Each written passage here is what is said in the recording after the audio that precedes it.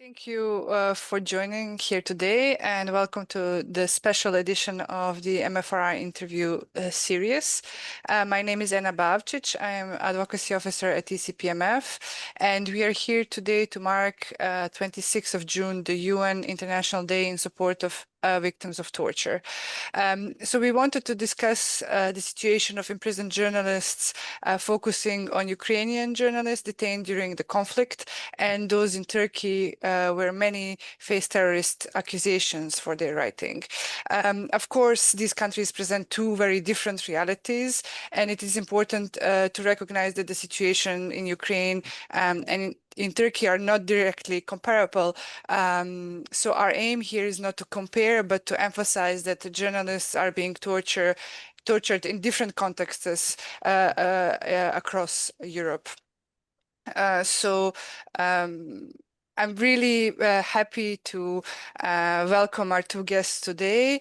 With us, we have Yaroslav Yurchyshyn, People's Deputy of Ukraine, and Banu Tuna from the Turkish Journalists Union. Thank you both for joining and agreeing to speak with us on this difficult topic. So maybe a first question for Yaroslav. Can you tell us or explain us what patterns have you observed in the ways that journalists are targeted, detained, or tortured during the invasion of Russia in Ukraine? Thanks a lot for raising this very hard topic, because in reality it's like tragedy that in 21st century we're still talking about torturing representative of mass media, journalists, and captured them into prison. Because due to Geneva Convention and our international law, it must be forbidden. It couldn't happen in really. Now we know not less than 28 non-combatant journalists and one combatant journalist, who previously served as media activist, after that become a military press officer and captured too. But when we're talking about 28 people who don't take weapon into arm, couldn't be arrested, couldn't be detained, and if it happens, must be released next day after captivity. But for example, some of them we even don't know any information. They can be captured 2 years ago or even more. For example, Dmytro Khyluk, who was captured, arrested Russia occupied army in May 2022. We know that he arrested. We even have some part of information due to civilian prisoners or prisoners of war who was released previously, and talk that they meet Dmytro, but Russia say nothing about that. So it's like, it's not, he is not exist for them, and it's a pattern. Russia try to pretend that they don't have a civilian hostages, and first of all, journalists. Why it's so dangerous? Because we have tragedy case of Victoria Roshina, 27 years young journalist, investigative journalist from occupied Berdyansk. She have mission. She really wants to show what people on occupied territory thinking, how they living. Due to that, Russia arrested her, tortured her. In time, then Victoria was imprisoned. She announced hunger strike because of torturing. with using of electricity, with using of not give food, not give medicines. The same we have in a case of Irina Danilovich from Crimea. She have heart disease, but relatives don't have possibility even give a medicine. We're not talking about like possibility to have cure in prison. So when Victoria Roshina must be exchanged, yes, in time of transporting, she was killed. And after that, Russia not give us information even about body. When we analyzed killed men and women, body of men and women after exchange, we have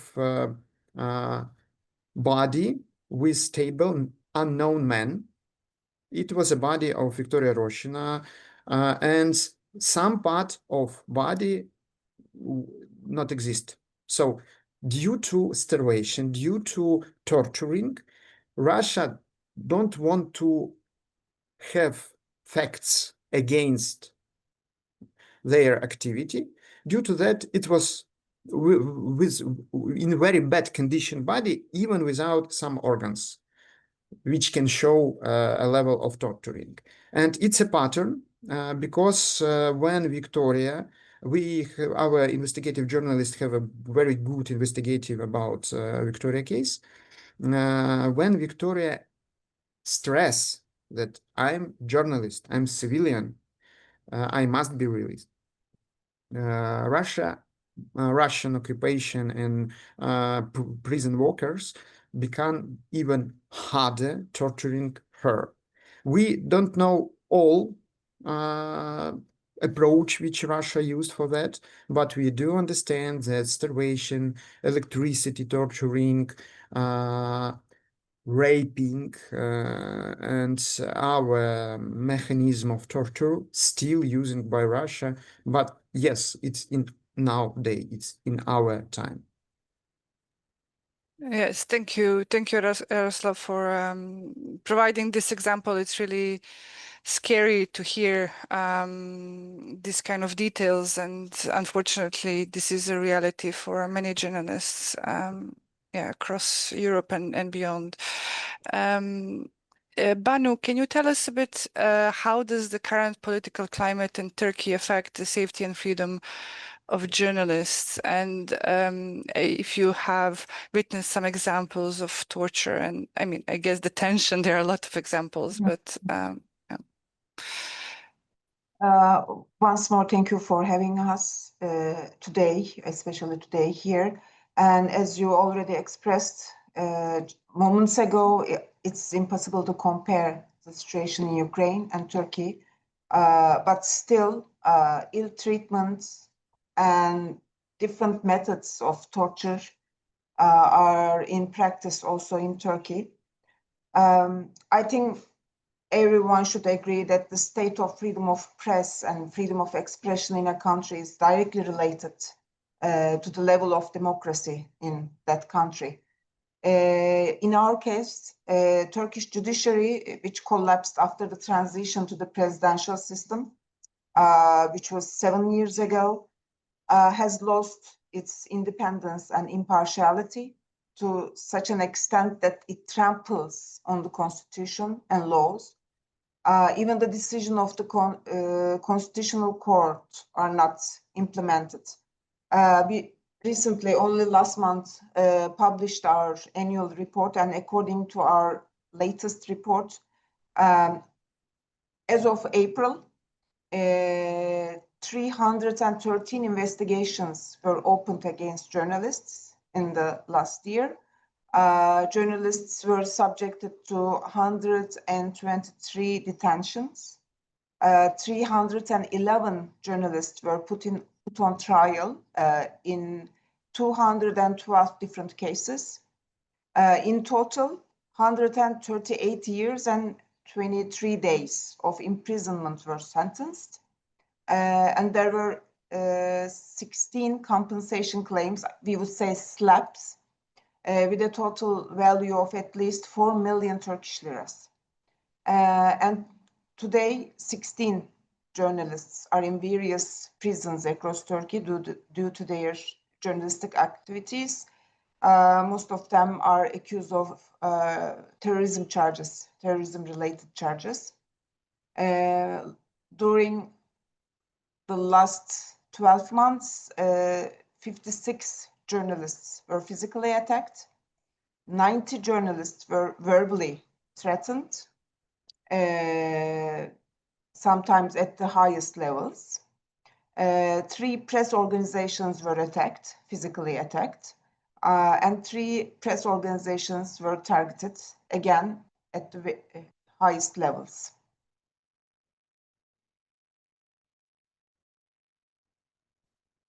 Sorry. Yes, this is the numbers in Turkey are really staggering, and it's really shows that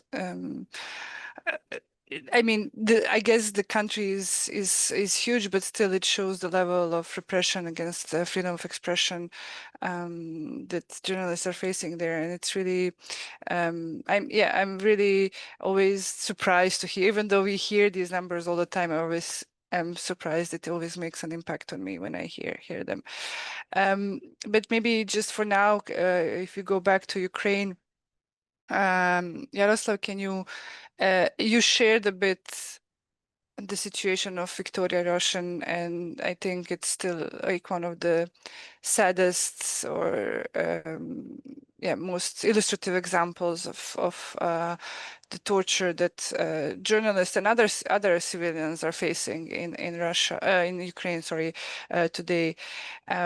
But do you have, maybe can you give us other specific cases or testimonies, of course, without compromising safety, to illustrate how journalists have been subjected to torture and cruel treatment in recent years? Yes, it's a pity, but every of 28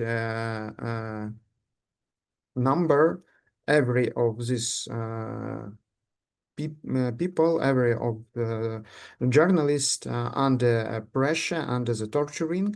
And yes, for example, when we're talking about Turkey, imprisoned Turkish journalist in Turkey, it's slightly harder because it's not an enemy country, it's internally.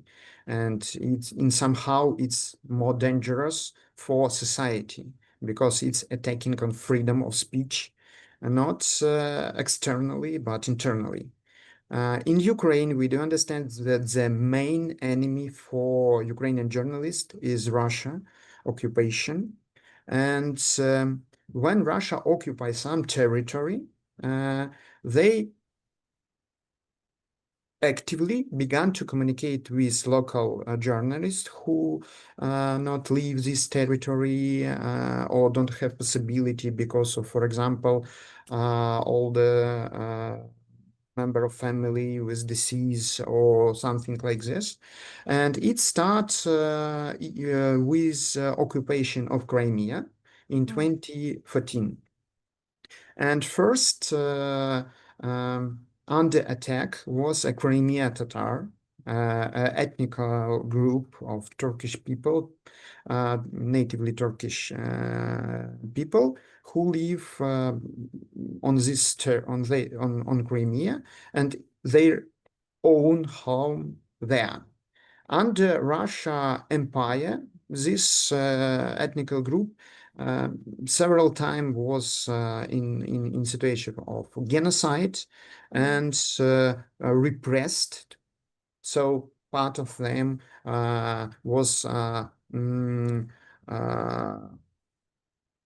taken from their home and settled somewhere in Asia, Kazakhstan, or Siberia, or something like this. So for them, it's very necessary to be at home. For them, it's very necessary to have their own country, all culture and religion.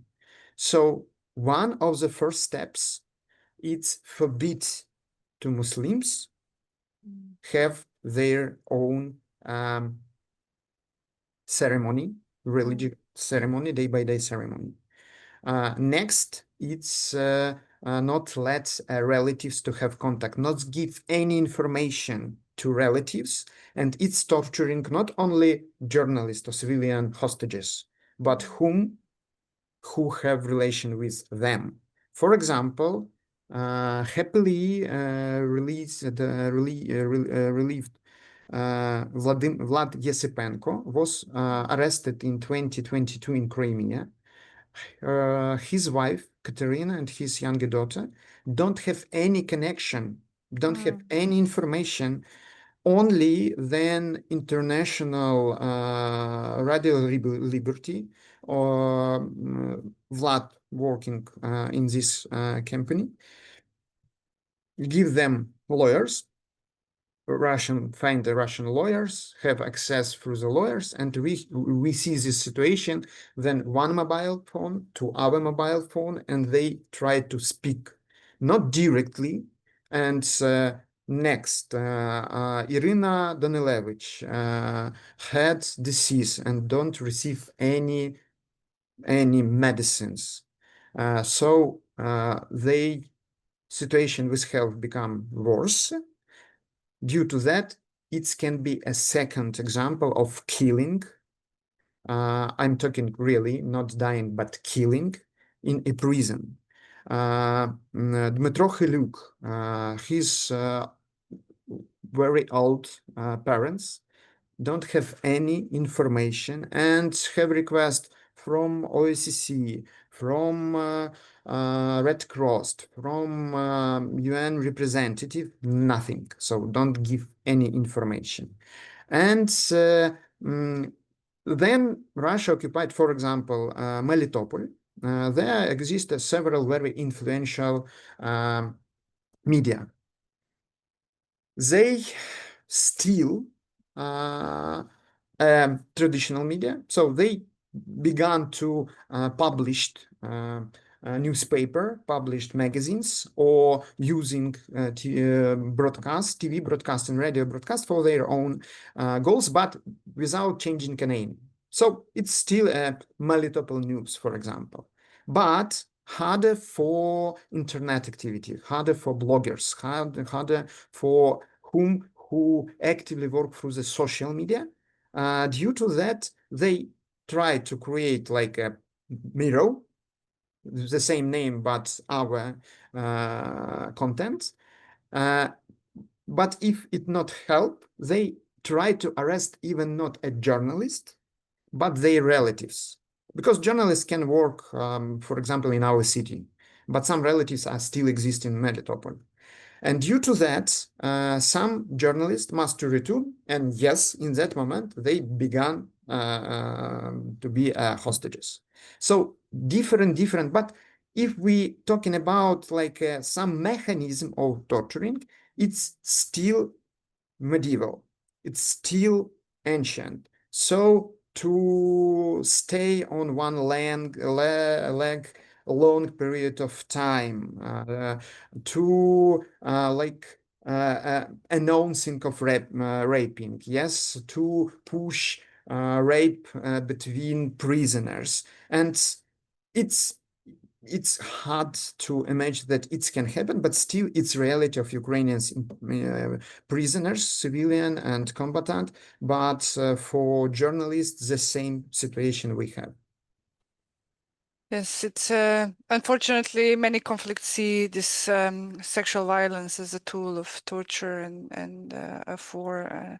And I mean, you expressed a bit how this affects general freedom of expression, but maybe if you can talk more about this, like how this fear of torture and the fact that this is actually happening affects journalists and profession, and does this lead to self-censorship? Does this lead to fear of going to certain territories? How does this play out in general for other journalists who are not being subjected? Really, I'm very thankful for our Ukrainian journalists, because yes, this activity against their colleagues have one goal: to stop them talk about what happened in Ukraine, what happened in front line, near front line, or even on an occupied territory. So Russia tried to create a total control of information. They have that in their country. I must stress that it's not only about Ukrainian journalists. We have a lot of Russian liberal journalists who now arrested in Russia. It's not about something which really connect with their professional activity. All accusation, it's terroristic acts, it's like spreading forbidden information as problem with national security and so on. And a lot of these arrested journalists in Russia are not Russian original. So it's Bashkirs, Chechens, Ingush, Buryats, so leaders of local communities. And what Russia do on occupied territory? They create total control of information, as internal, so external. They even ruin a possibility to Ukraine or Western radio broadcasting or TV broadcasting. So internet, it's the one sources, but in Russia, internet are really censored. Our situation on Ukraine territory, on Ukraine-controlled territory, Russia tried to create this feeling of fear, not to come to front line, not to say something about Russia, because you can be arrested, or even not you, but your relatives who are still on an occupied territory. For Crimean activists, from Donetsk activists, it's very hard because they have relatives there. It's naturally, and every time then they publish something about war crimes, these relatives can be arrested. Due to that, they try to create this fear, but in reality, it's not help. I really thanks for Ukrainian journalists. I'm thankful for international journalists, because even for international journalists who come to Ukraine, it's a high level of dangers because Russia attacking even car with stable press, or our Institute for Massive Information analyze together with Reporter Without Borders last activity of Russia to bombing hotels. Their journalists in time of business trip state, not on a front line, but out of front line. So in quite peaceful cities like Kramatorsk, it's more than 50 kilometers to borderline, to front line. Or in Kropyvnytsky, it's even more long territory but it's like a targeting, yes. But Russia not active in this sphere. Yes, due to martial law, we have some restriction. It's naturally. But in Ukraine, we have quite effective, I couldn't say that ideal, but quite effective communication between army, our head staff, and general staff, and our media society, our media activist, how we can have restriction, but understandable, and restriction for all, for our safety.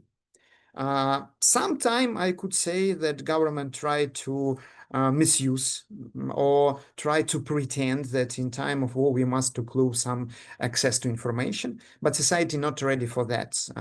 It's for us, it's one of the brightest side of our democracy, that even in time of war, Ukrainian society not only save a level of freedom of speech, but even developed.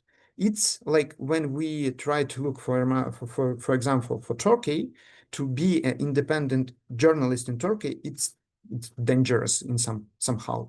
Yes, in some situation, which Banu Tuna said previously. In Ukraine, the main enemy, it's still Russia, but in territory where Russia not control, to be journalist, it's a be more trustful even than Ukrainian government or Ukrainian politician. So yes, Russia try to to make our freedom of speech smaller or not so effective, to shrink, but only on occupied territory, only on Russia-controlled territory.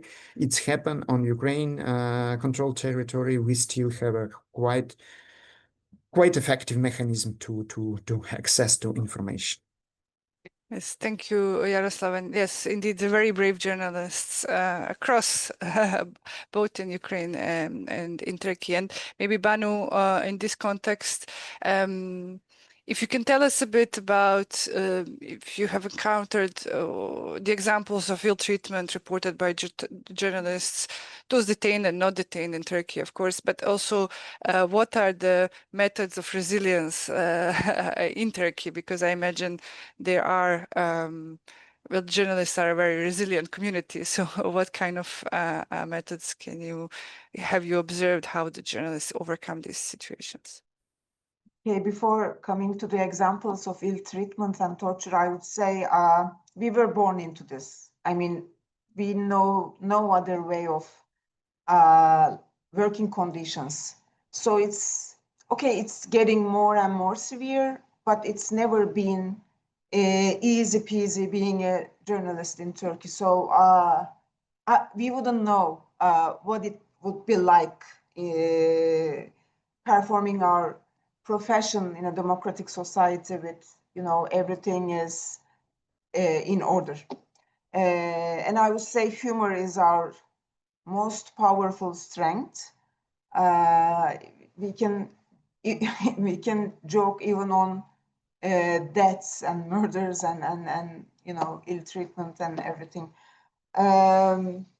Okay, coming back to torture and ill treatment, they are practiced in a very creative and insidious ways nowadays in Turkey.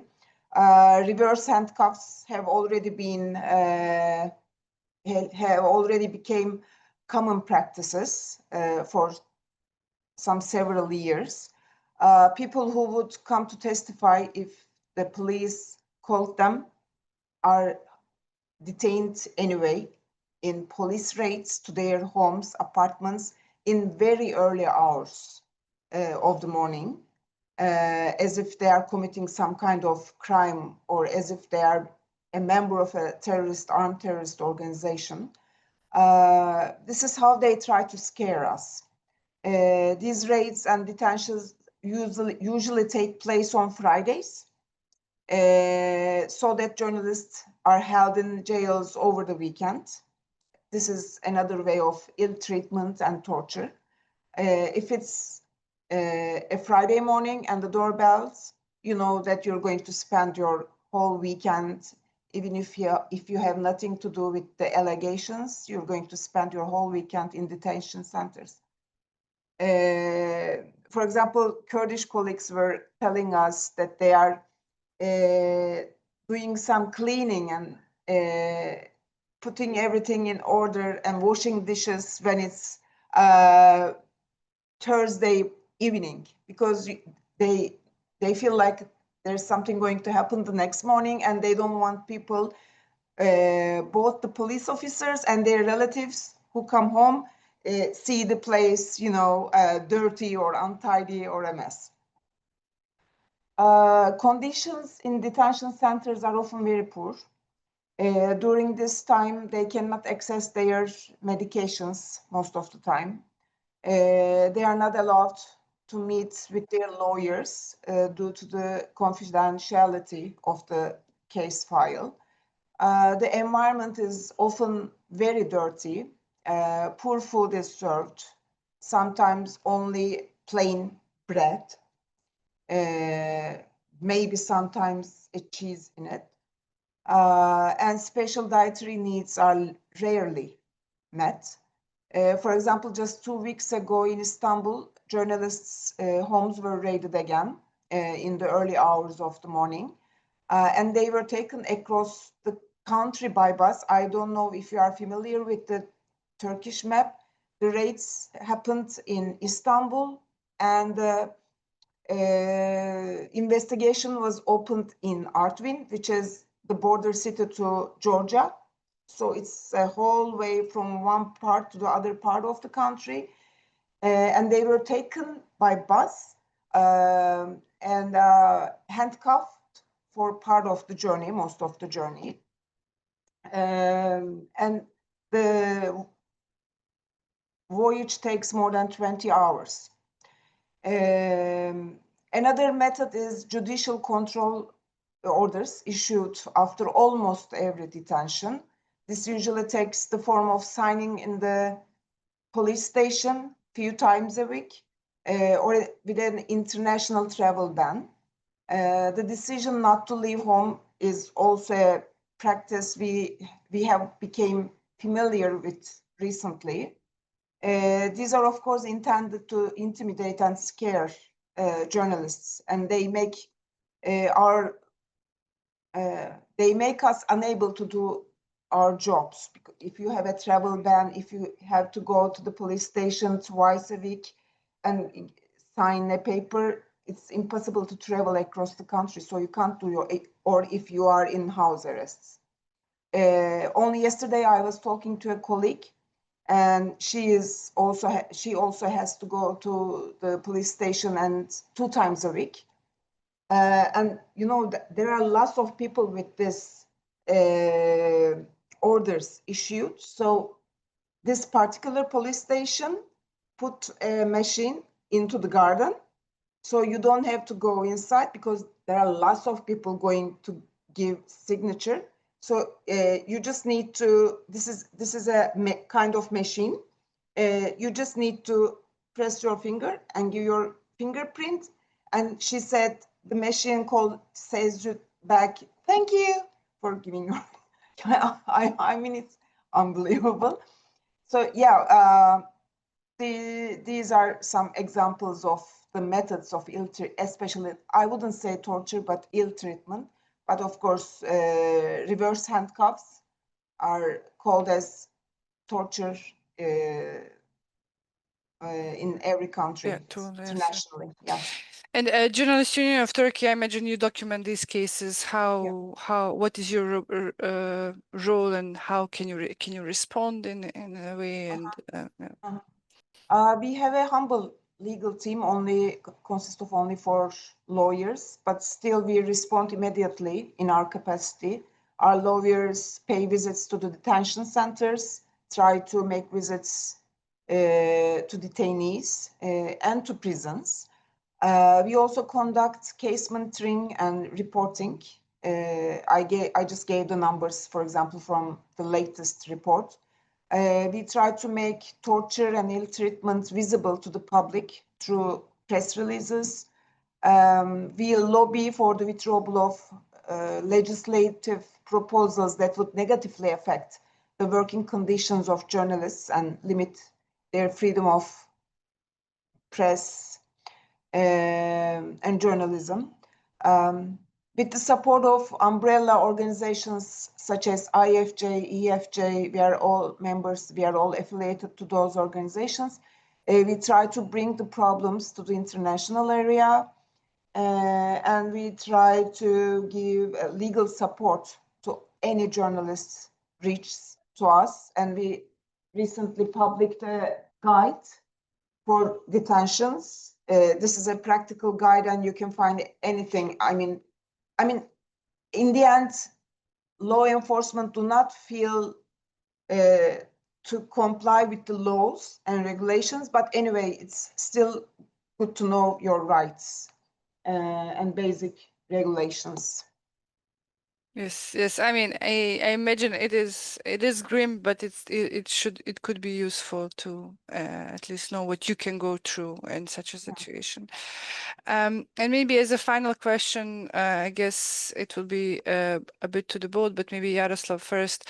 You know, what can or what should the international community be doing differently to support those who have survived torture? Do you have some maybe examples of mechanisms that have worked, or those that have failed, and for us to understand what changes need to be made to kind of support and hopefully prevent these cases in the context, of course, of war and conflict in Ukraine? I think it's could be not only for war and conflicts, but first of all for that. On a global level, we need approach like a Magnitsky Act in USA.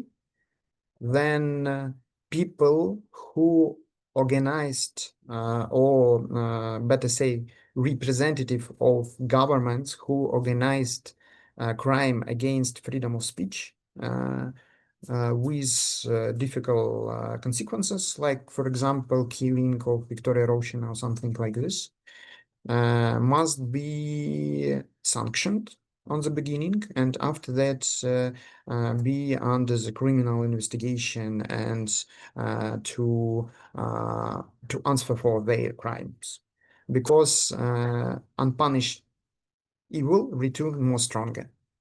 And it will be a mechanism for any authoritarian or semi-authoritarian regime, because they not live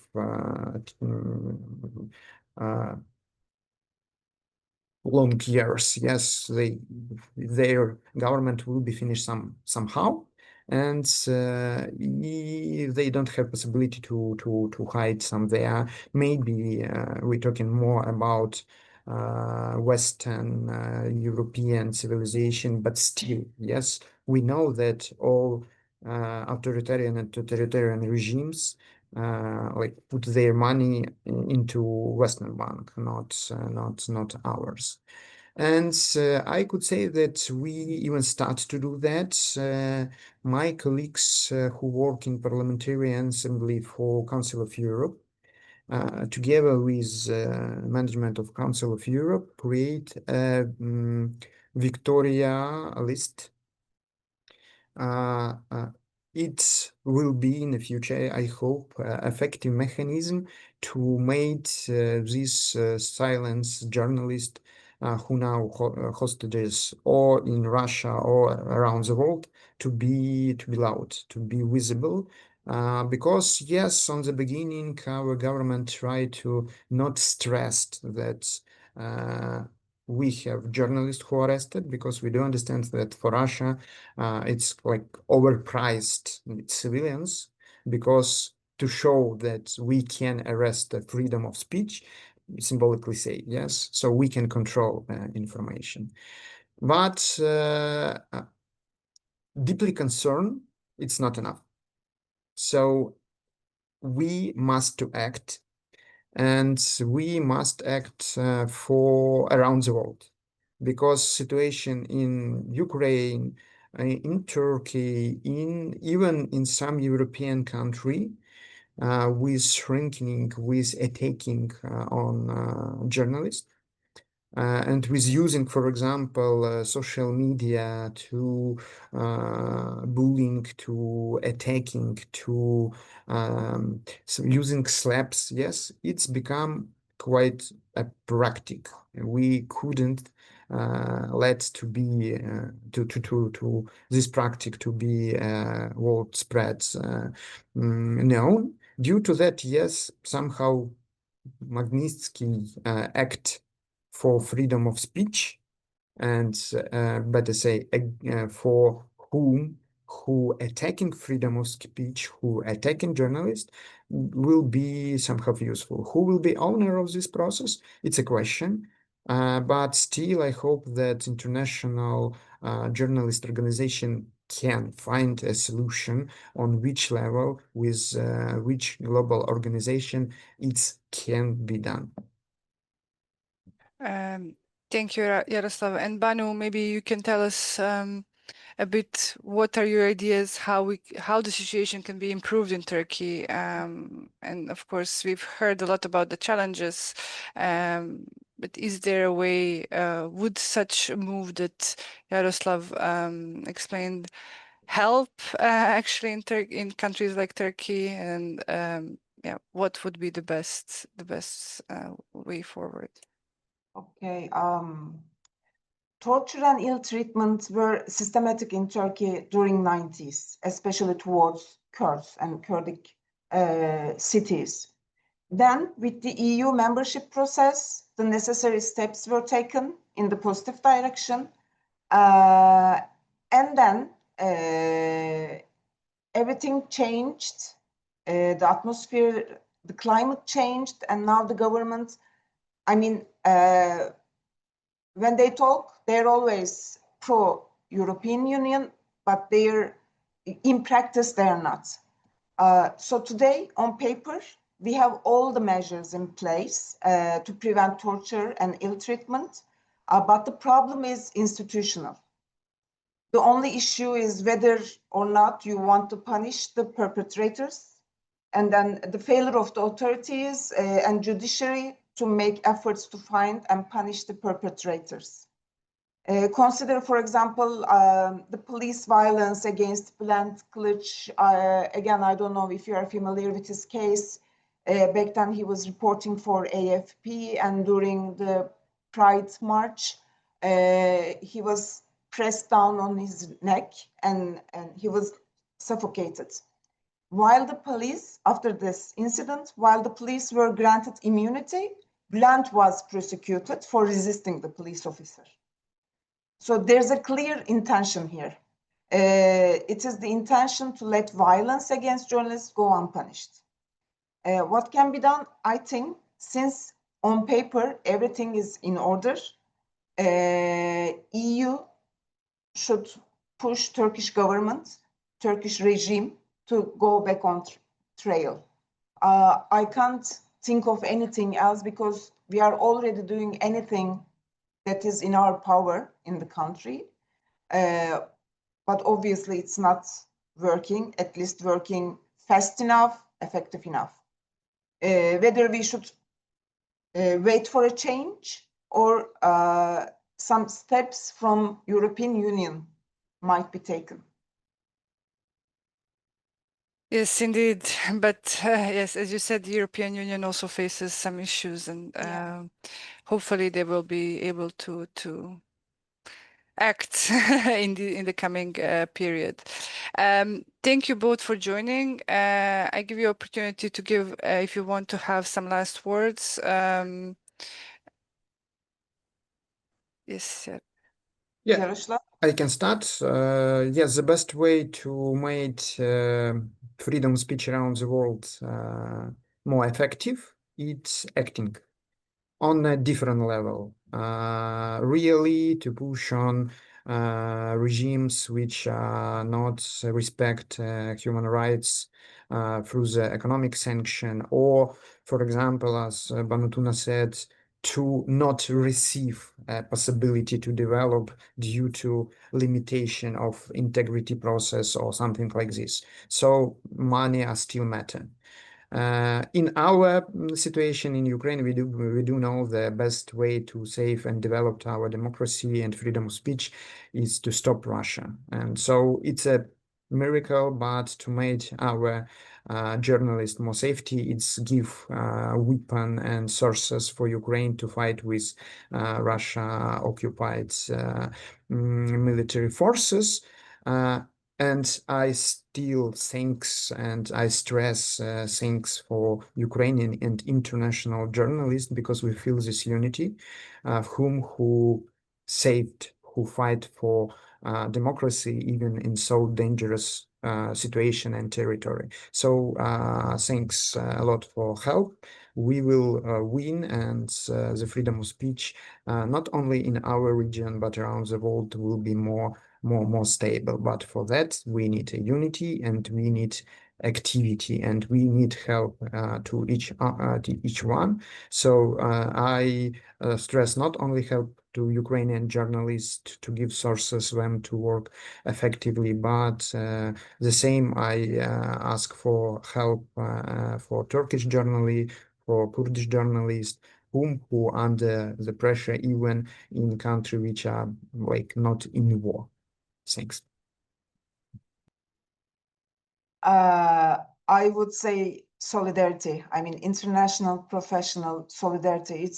It's quite important. I mean, maybe not in Ukraine level, but all over Europe, we are experiencing the same problems in Hungary, in Italy, in Portugal, everywhere. So, okay, Hungary and Turkey were the first countries experiencing these limitations and pressure. Even in United States, I mean, the pattern is quite familiar. So if they are the leaders, these autocratic leaders, joining their forces, their ideals, I mean, the steps are almost identical. So we must share our experiences and positive examples, and we should spread it, and we should show some solidarity. Indeed. Thank you so much for joining. Thank you for speaking about this difficult topic, but still, I think one of the most important topics today. And I really hope to stay in touch with you. I hope that we can contribute to this international solidarities in similar events like this in the future. Thank you again, and good luck.